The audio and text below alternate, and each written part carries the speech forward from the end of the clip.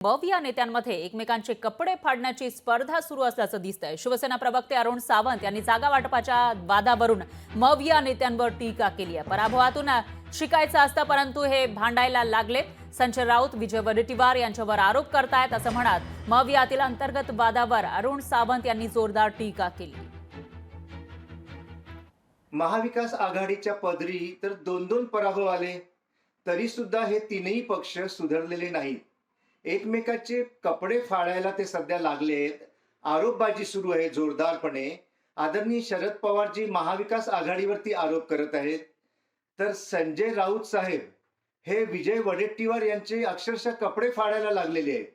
तिकडून विजय वडेट्टीवार संजय राऊत यांच्यावर आरोप करत आहेत, तर इकडे आदित्य ठाकरेजी सरकार दरबारी एका महिन्यामध्ये 3-3 वेळा जाऊन बसत आहेत, हजेरी लावत आहेत। काय चाललंय काय?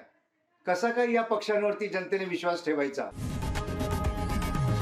लोकशाही मराठी ऐका, पहा, जागरूक रहा।